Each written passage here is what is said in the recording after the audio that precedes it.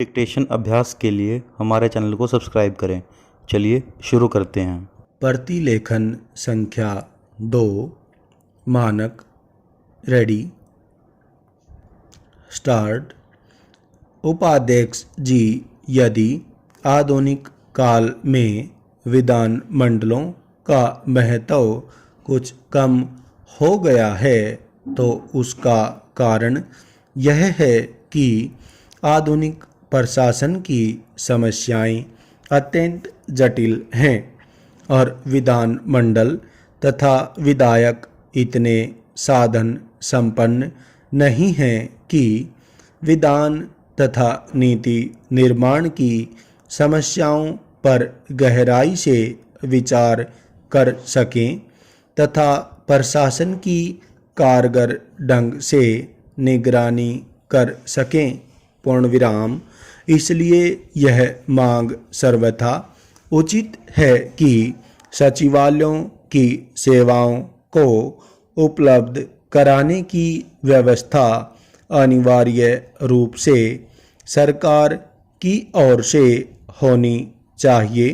पूर्णविराम।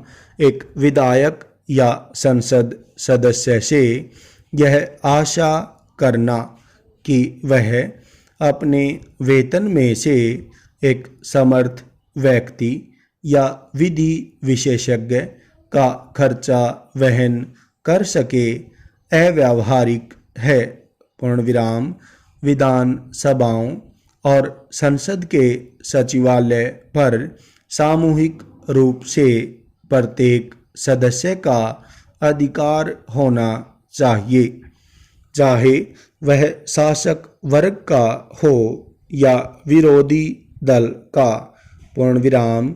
इस सिलसिले में आयोजित गोष्ठी में एक सदस्य ने यह भी सुझाव दिया है कि सदस्य केवल विधेयकों की भूमिका दें और इस ढांचे को भरने का पूरा उत्तरदायित्व सचिवालय ले। पूर्णविराम। मगर सचिवालय पर इतना निर्भर रहना भी कालांतर में निर्वाचित प्रतिनिधियों के अधिकारों को कम करना होगा। पूर्णविराम।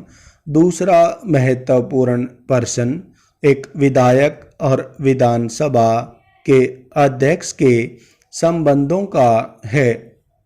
पूर्णविराम। इस दिशा में पिछले कई वर्षों में अनेक गलतफहमियां पैदा हो गई हैं। पूर्णविराम।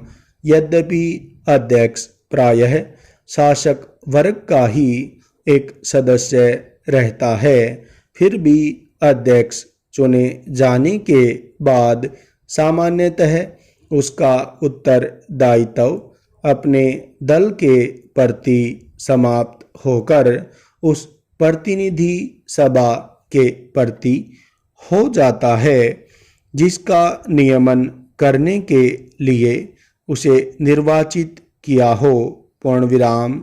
बदलते हुए राजनीतिक नक्शे के साथ साथ यह जरूरी हो गया है कि विधानसभाओं और संसद में विभिन्न दलों की शक्ति में व्यापक परिवर्तन हो जाए। पूर्णविराम। विरोधी दल अब उतने कमजोर नहीं रहे हैं कि उनकी अवहेलना की जा सके। पूर्णविराम।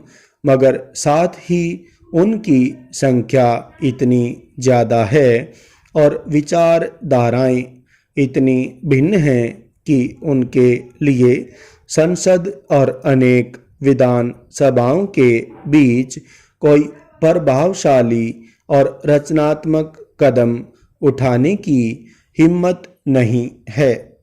स्टॉप। और वीडियोस के लिए चैनल को सब्सक्राइब करें।